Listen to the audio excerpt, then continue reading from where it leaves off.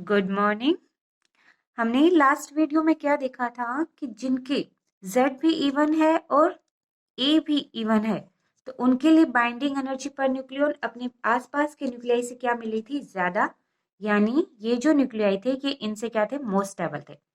अब हम second point देखते हैं कि अब हम यहाँ क्या देख रहे हैं कि बाइंडिंग एनर्जी जो होती है वो जब A कितना है 2 to 20 है, यहाँ पे जब A 2 से लेकर 20 तक है तो वहां पर binding energy per nucleon peak के साथ क्या हो रही है, शार्पली इंक्रीज हो रही है।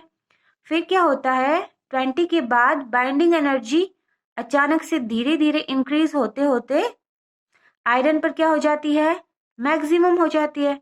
यानी आयरन की बाइंडिंग एनर्जी पर न्यूक्लियन सबसे ज्यादा है, यानी 8.8 मेगा इलेक्ट्रोवोल्ट है। इसका मतलब आयरन क्या है, मोस्ट स्टेबल है। तो इस पॉइंट को हम नोट करते हैं। Second point is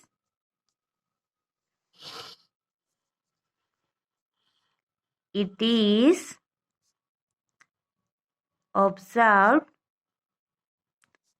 is observed from graph that the mean binding energy को मैं B बार से शो कर रही हूँ, ठीक है। increases sharply from mass number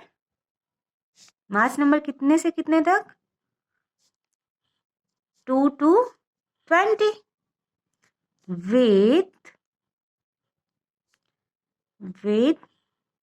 sharp peaks हमें क्या पे मिल रही थी, जब A इज इक्वल टू 4 था, 8 था, 12 था, 16 था, 20 था। And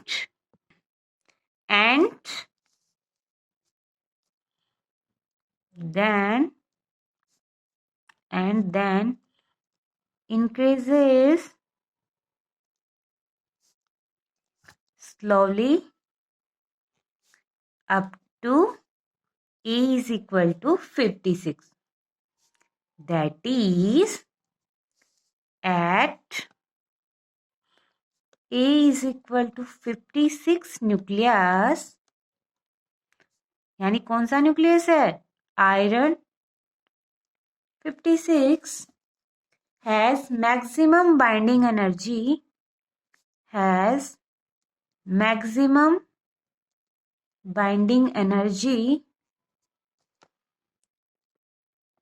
per nucleon.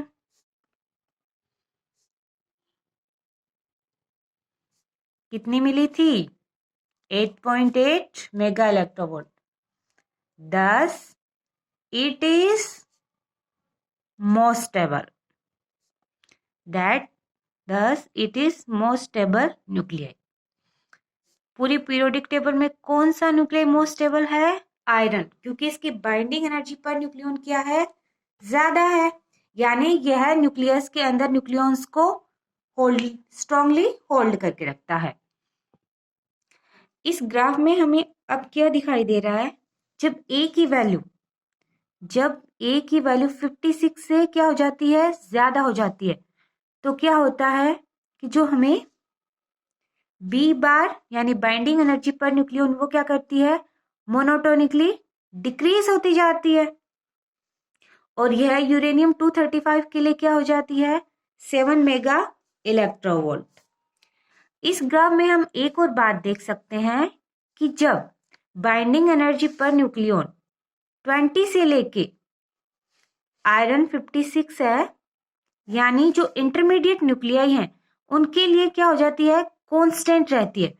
यानी अगर हम बीच वाले न्यूक्लियाई की बाइंडिंग एनर्जी पर न्यूक्लियन का अगर हम मीन लें, एवरेज एनर्जी निकालें, तो वो हमें अप्रोक्सीमेटली कितनी मिलती है, 8 मेगा इलेक्ट्रोवोल्ट। तो यहां से हमें क्या मिलता है कि जो बीच वाले जो न्यूक्लियाई हैं वो अपने से लोअर मास नंबर वाले और हाई मास नंबर वाले न्यूक्लियाई की कंपेयर में क्या है, मोस्ट स्टेबल, क्योंकि इनकी बाइंडिंग एनर्जी पर न्यूक्लियन इन न्यूक्लियाई से और इन न्यूक्लियाई से क्या होती है, ज्यादा होती है। तो हमारा थर्ड पॉइंट क्या हो जाएगा, 4 nuclei A is equal to 56 to A is equal to 238. The binding energy per nucleons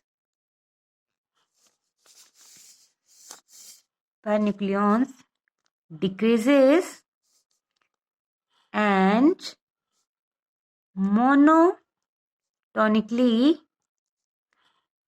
monotonically from 8.8 mega electrovolt per nucleons to 7.6 mega electronvolt per nucleon. यानी A इज इक्वल टू 56 के बाद binding energy क्या हो रही है, धीरे धीरे decrease होती जा रही है और यह यूरेनियम के लिए कितनी हो जाती है, 7 mega electronvolt.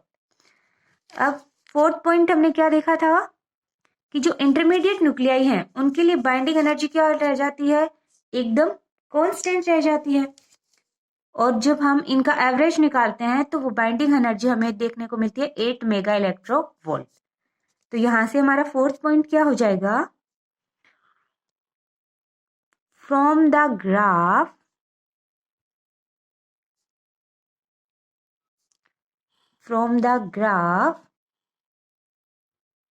it can be said that 4 nuclei A greater than equal to 16, the curve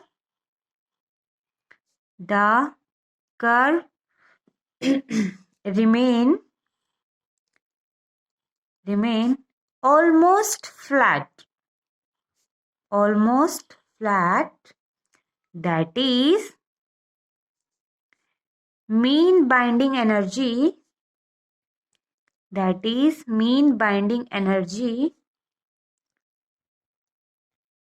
approximately equal to 8 mega electronvolt. हमें ग्राफ में और क्या देखने को मिल रहा है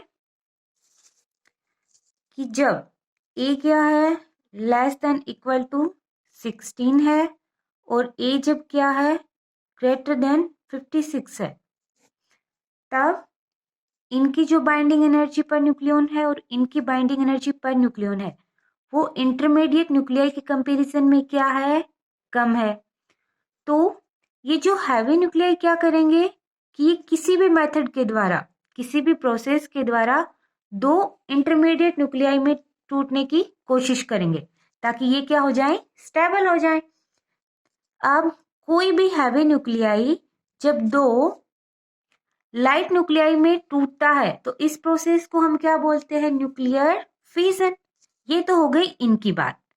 तो ये वाले क्या करेंगे, न्यूक्लियर फिजन। इस प्रोसेस के द्वारा ये अपनी बाइंडिंग एनर्जी पर न्यूक्लियन को ज्यादा कर लेंगे और स्टेबल हो जाएंगे। अब वहीं बात करें हम लाइट न्यूक्लियाई की, तो लाइट न्यूक्लियाई भी क्या होना चाहता है, स्टेबल होना चाहता है। तो वो क्या करेगा, अपनी बाइंडिंग एनर्जी पर न्यूक्लियन को बढ़ाने के लिए दो लाइट न्यूक्लियाई किस में कन्वर्ट हो जाएंगे, हैवी न्यूक्लियाई में। जैसे 1H1 प्लस 1H2 किस में बदल जाता है, 2He4 में। और 2He4 इसकी कंपैरिजन में क्या है, स्टेबल है, मोस्ट स्टेबल है, क्योंकि इसकी बाइंडिंग एनर्जी पर न्यूक्लियन इसके पास वाले न्यूक्लियाई के कंपैरिजन में क्या है, ज्यादा है। तो ये वाले न्यूक्लियाई क्या शो करेंगे, न्यूक्लियर फ्यूजन। यानी दो लाइट न्यूक्लियाई आपस में कंपोज होके एक हैवी न्यूक्लियाई का निर्माण कर लेंगे, जिसकी बाइंडिंग एनर्जी पर न्यूक्लियन इनकी बाइंडिंग एनर्जी पर न्यूक्लियन से ज्यादा हो, जिससे ये क्या हो जाए, स्टेबल हो जाए। तो जो लाइट न्यूक्लियाई तो न्यूक्लियर फ्यूजन को शो करेंगे, और जो हैवी न्यूक्लियाई वो किसको शो करेंगे, न्यूक्लियर फिजन को। क्योंकि कोई भी न्यूक्लियाई देख लो, वो क्या करना चाहता है, स्टेबल स्टेट में रहना चाहता है। तो इस स्टेबल स्टेट के लिए इनका फ्यूजन होना जरूरी है और इनका फिजन होना जरूरी है। तो हमारे पास फिफ्थ पॉइंट क्या निकल के आता है,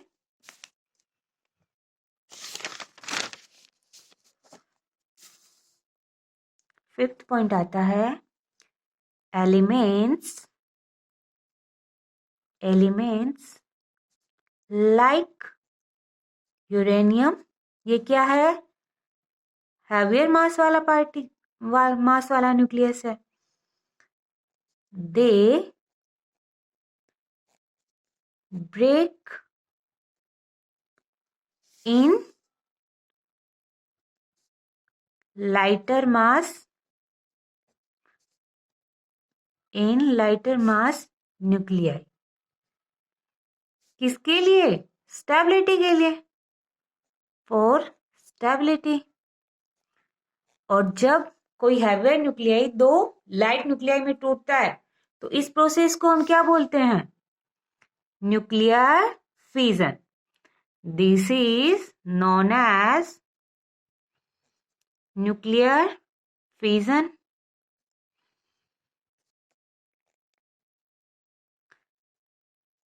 सिक्स्थ पॉइंट क्या आएगा, बाद में हमने क्या देखा था कि जो लाइट न्यूक्लियाई होते हैं वो किसमें, वो क्या बनने की कोशिश करते हैं, हैवी न्यूक्लियाई बनने की कोशिश करते हैं।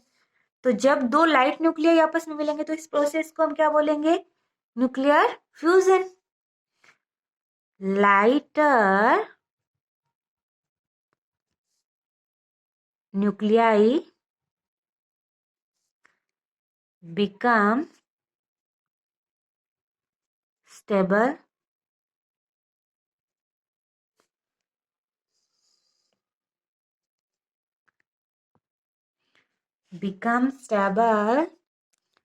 when they fuse together and make single element which is stable.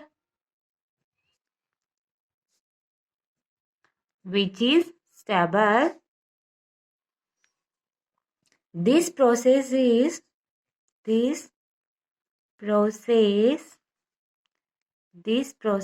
is known as nuclear fusion. अब फ्यूजन एंड फिजन प्रोसेस के अंदर हमें कुछ ना कुछ एनर्जी सप्लाई करनी पड़ेगी, लेकिन हमें फ्यूजन प्रोसेस के अंदर फिजन प्रोसेस की कंपैरिजन में क्या करनी पड़ेगी, ज्यादा एनर्जी देनी पड़ेगी। क्योंकि फ्यूजन में क्या होता है कि दो लाइटर न्यूक्लियाई आपस में कंपोज होते हैं। तो जब ये एक हैवी न्यूक्लियाई का निर्माण करते हैं तो क्या होता है, इनके अंदर आपस में क्या होने लगता है, रिपल्शन होने लगता है, जिसकी वजह से उस रिपल्शन को कम करने के लिए हमें ज्यादा एनर्जी देनी पड़ेगी। सो हमारा नेक्स्ट पॉइंट क्या होगा, in fission and fusion process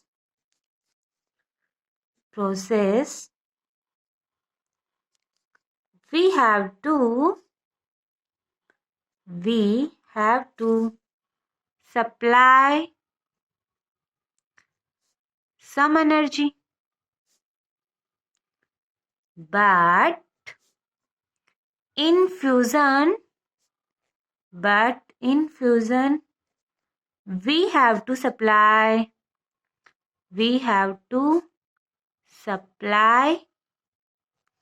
large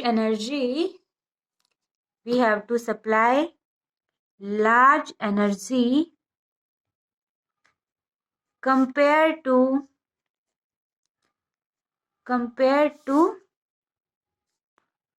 fission process.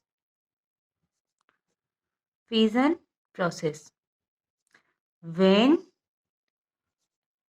two lighter nuclei are fusing together, so they feel repulsive force. That's why need extra energy.